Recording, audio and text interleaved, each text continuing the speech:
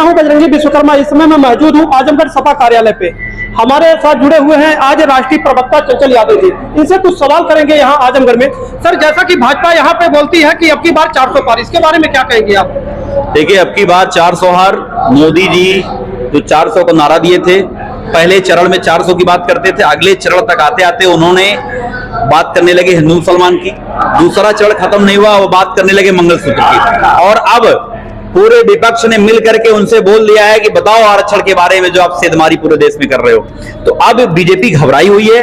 तो 400 पार की तो बात छोड़ दो आप, तो इस बार 400 हार होगी, 150 का आंकड़ा बीजेपी नहीं पार कर पाएगी।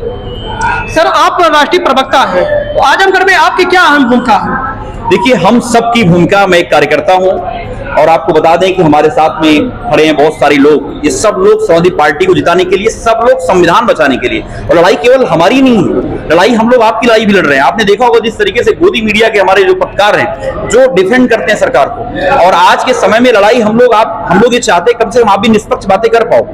ये लड़ाई हम लोग आपकी भी लड़ रहे हैं, इसलिए आपकी भी नैतिक जिम्मेदारी बनती है कि समाजवादी पार्टी और इंडिया गठबंधन को जिताने का काम करें। और यहाँ पे हम सब लोग मिलकर के माननीय धर्मेंद्र जी को संसद पहुंचाना चाहते हैं, जो पिछड़े दलितों अल्पसंख्यकों की आवाज को बुलंद करने का काम करते हैं। बहुत बेबाकी से आपके हक को याद होगा, आप जो इलाहाबाद विश्वविद्यालय में चोट लगने के बाद माननीय सांसद जी लोकसभा के अंदर जाकर के जिस तरह के दहाड़ने का काम किया था, आज भी उनकी स्पीच को जो आज भी लोग सुनना पसंद करते हैं और आज भी लोग बार बार उस बात का जिक्र करते हैं। तो इसलिए ऐसे जुझारू आदमी को हम लोग संसद भेजना चाहते हैं जो सबकी आवाज बन सके।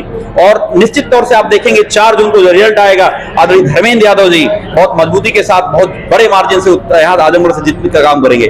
सर, जैसा कि यहाँ पे बीजेपी अपना कार्य गिनाती है, सपा अपना कार्य गिनाती है, इसके बारे में आपकी क्या राय है? आपको याद होगा बीजेपी के क्या काम है, आप मुझे बताओ, अगर नीरव से पूछ लो कि आजमगढ़ में क्या काम किया तुमने। उन्होंने कहा है कि एयरपोर्ट हमारे नेतृत्व में हुआ है, हमने उसका उद्घाटन किया। आप बता दो, एयरपोर्ट की बाउंड्री तक उन्होंने बनाया होगा, कुछ उन्होंने प्लास्टर कुछ किया हो। नेताजी श्रद्धे नेताजी ने, और 2003-4 की सरकार हमारी तो उस समय हमारी हवाई पट्टी बन गई थी। और आज बताओ, ये झूठ बोलने वाले लोग हैं। भारतीय जनता पार्टी का नारा है मेरा झूठ सबसे मजबूत। और बता दें, इनके यहाँ झूठ बोलने की ट्रेनिंग दी जाती है। हमारे साथ जो बीजेपी कार्य जो प्रवक्ता मिलते हैं वो बताते हैं कि हमारे यहाँ झूठ बोलने की बकायदा ट्रेनिंग दी जाती है।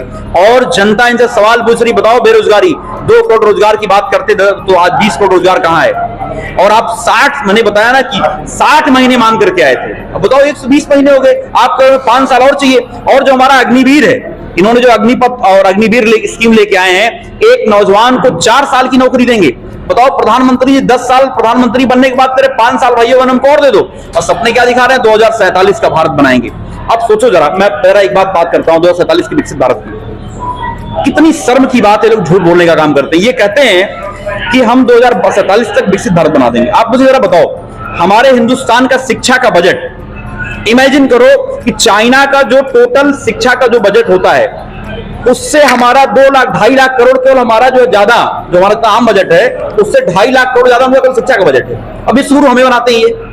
और अगर आपको याद होगा 2013-14 में जो शिक्षा का बजट था, टोटल बजट का 3% शिक्षा पे खर्च करती थी मनमोहन सरकार। और मोदी जी आए जो हमको विश्वगुरु बनाना चाहते हैं, आपको विश्वगुरु बनाना चाहते हैं, वो बजट को लाके 2.4% कर दिया इन्होंने। आप, मैं ऑन रिकॉर्ड बोल रहा हूं, आप चेक कर लेना। आप बताओ, जो शिक्षा का बजट जो सरकार कम करती है, वो सरकार देश के भविष्य का खिलवाड़ कर रही है। वो सपने दिखा रहे हैं 2047 का, उनका सपना कुछ भी नहीं है। वो ये चाहते हैं कि यहाँ पे लोग पढ़े लिखे ना हो। आप बताओ, नई शिक्षा नीति लेके आए हैं, आप बताओ क्या हमारे जो गांव का किसान परिवार का जो अल्पसंख्यक दलित पिछड़ा है, जो जनरल में गरीब है, क्या पढ़ाई कर पाएगा? वो इतनी महंगी शिक्षा कर दी आपने। साल में 2-2 बार उसको फॉर्म भरना है, 2-2 बार उसको परीक्षा देनी है बीए ग्रेजुएशन में। आप बताओ क्या हालत कर दिया है।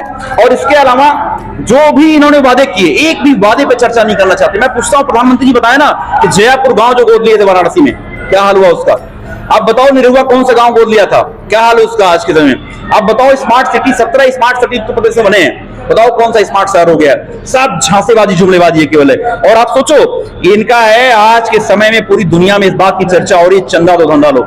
आप सोचो, ये बड़े अपने आप को हिंदुत्ववादी बनते हैं। जो हमारी स्लॉटर हाउसेस हैं, हिंदुस्तान के बड़े स्लॉटर हाउसेस से चंदा लेते हैं। और कहते हैं गाय माता की जय बोलते हैं। आप सोचो, जो गाय कटाने वाली कंपनियां हैं, उससे चंदा खाने वाले ये लोग हैं, जो पाकिस्तान के नाम पे हमको और आपको धमकाने का काम करते हैं, हमको आपको डराने का काम करते हैं, पाकिस्तान भेजने की बात करते हैं, वो पाकिस्तान से भी चंदा खा लेते हैं ये लोग। ये चंदाजीवी लोग हैं और जनता इनके चेहरे को बहुत सही तरीके से जान चुकी है। और मैं बता दूं, वो 25 तारीख का आजमगढ़ के लोग इंतजार कर रहे हैं, और 25 तारीख के दिन वोट डालने जाएंगे तो हर व्यक्ति अपने घर में अपने सिलेंडर को प्रणाम करके जाएगा कि बताओ 1100 रुपए का गैस सिलेंडर जो कहते थे बहुत हुई महंगाई की बार, अब की बात मोदी सरकार, वो डीजल पेट्रोल से लेकर के किसान की आज जो आय दुगनी करने की बात करते थे, आज लागत दुगनी हो गई। यहाँ किसान सारे कई सारे लोग खड़े हैं, अभी पूछ लो 1 बीघे जो धान की जो बुआई का खर्चा है वो लागत डबल हो गई है पहले से। तो ये वो लोग हैं केवल झांसा देने का काम करते हैं, इनके पास कोई एजेंडा नहीं है, विजनलेस लोग हैं ये लोग, कोई विजन ही नहीं है। आप मुझे बताओ, अगर विजन होता तो शिक्षा के क्षेत्र में आप बजट बढ़ाते? आप बताओ, जो हमारे देश का जवान है, जो अपने खुशी खुशी अपने सीने पे गोली खाने को तैयार रहता है, उसकी नौकरी आपने 4 साल कर दी।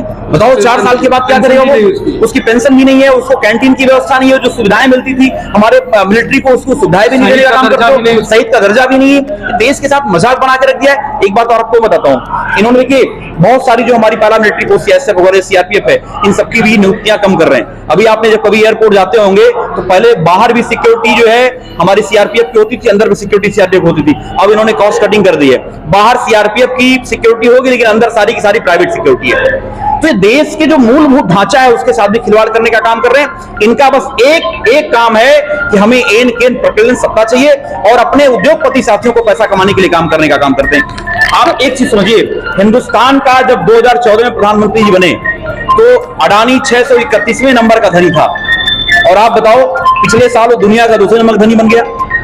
जब लोगों की आय कम हुई और पता नहीं कौन सा प्रधानमंत्री जी ने जादू मार दिया उसके ऊपर, तो दुनिया का दूसरे नंबर धनी बन गया।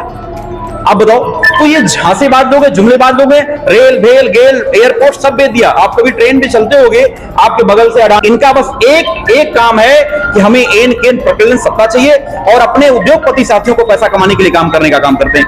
आप एक चीज समझिए, हिंदुस्तान का जब 2014 में प्रधानमंत्री जी बने तो अडानी 631वें नंबर का धनी था, और आप बताओ पिछले साल वो दुनिया का दूसरे नंबर धनी बन गया।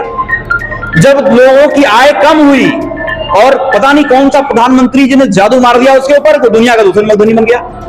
आप बताओ, तो ये झांसेबाज लोग हैं, जुमलेबाज लोग हैं, रेल भेल गेल एयरपोर्ट सब बेच दिया। आप कभी ट्रेन पे चलते होगे, आपके बगल से अडानी रेल निकलती है, आपको प्राउड फील होता है कि शर्म आती है? बताओ हिंदुस्तान के देश से क्या हाल कर दिया।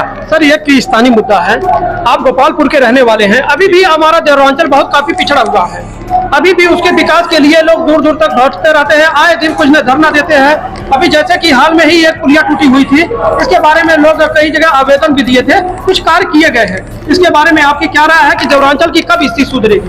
देखिए, निश्चित तौर से अगर आप देखें, अगर आप देवरांचल की बात करें, जो हमारी पिछली सरकार रही है, रोडों का जाल हुआ वहां पे। आपको याद होगा जितनी डामर से लेकर जा रहे सारी रोडों का काम हुआ। आपने देखा होगा महाराजगंज के अंदर आज जो जहां पे आग लगती है वहां पे फायर स्टेशन अगर किसी बनाने का काम किया तो आदरणीय अखिलेश यादव, हमारे नेता आदरणीय अखिलेश यादव जी ने जो भी विकास कुछ किया है, निश्चित तौर से वहां कुछ कमी रह गई है। और आप देखेंगे आदरणीय धर्मेंद्र यादव चुनाव जीतने जा रहे हैं, और वहां पर क्योंकि बहुत सारी ऐसी योजनाएं हैं जो बीजेपी हमारी उसको काम नहीं करने दे रही है। मैंने आपको बताया कि जो काम हमारे पहले हो जाने चाहिए थे उस काम को लटकाने का काम करती बीजेपी, और ये हमेशा मैंने बताया ना कि जो सपा के द्वारा किए गए काम पूरे प्रदेश में है, अभी तक उसी का फीता काट रही है और उस काम को स्लो करने का काम करते हैं। और आपने देवरांचल की बात कही, और उसके लिए ये बात माननीय राष्ट्रीय अध्यक्ष के पास भी है, माननीय सांसद जी के पास भी है, पहुंच चुकी है।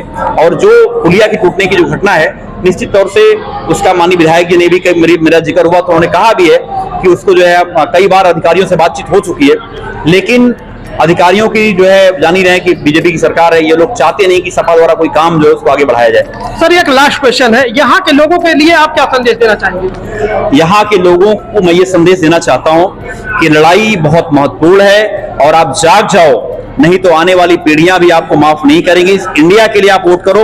ये लड़ाई संविधान बचाने की है, लोकतंत्र बचाने की है, देश बचाने की है। देश रहेगा तभी हम और आप रह पाएंगे। आज अगर हम और आप खुले में सांस ले पा रहे हैं तो हमारे महापुरुषों ने न जाने कितनी कुर्बानियां दी है, न जाने कितनी यातनाएं सही होंगी, न जाने कितने लोगों को जेल में डाला गया। इसलिए ये लड़ाई समझिए कह सकते हैं कि जो लोग फिर से देश को गुलाम बनाना चाहते हैं उन लोगों के खिलाफ ये लड़ाई है, और देश को गुलाम होने से बचाने की भी लड़ाई है। देश में अगला चुनाव निश्चित हो ये उसकी भी लड़ाई है, क्योंकि ये बीजेपी के लोग जिस तरीके से आपने देखा होगा लोकतंत्र की हत्या कर रहे हैं, सूरत हो चाहे आपका वहां पे मध्य प्रदेश के अंदर जो दो सीटों पे उन्होंने घोटाला किया है। तो ये बता दूं कि ये लड़ाई उन सबके भविष्य की भी लड़ाई है, और ये लड़ाई हम लोग आपके पत्रकार साथियों की लड़ाई भी लड़ रहे हैं कि आप निष्पक्ष, आपके आपके बोल आपके आजाद रहे, जो आज कलम पर पहरा है उसकी भी लड़ाई हम लोग लड़ने का काम कर रहे हैं। चूंकि आप देखते होंगे बहुत सारे मीडिया के साथियों के ऊपर लगातार हमले हो रहे हैं, लगातार सरकार उनको जेल में डालने का काम कर रही है, प्रताड़ित करने का काम कर रही है। ये हम सबकी लड़ाई है, सबकी संगठित लड़ाई, इसलिए हम लोग सब लोग मिलकर के आगामी 25 तारीख को जो है आदरणीय धर्मेंद्र यादव जी को साइकिल वाले निशान पर एक एक कार्यकर्ता बड़ी मजबूती के साथ वोट करने जाएगा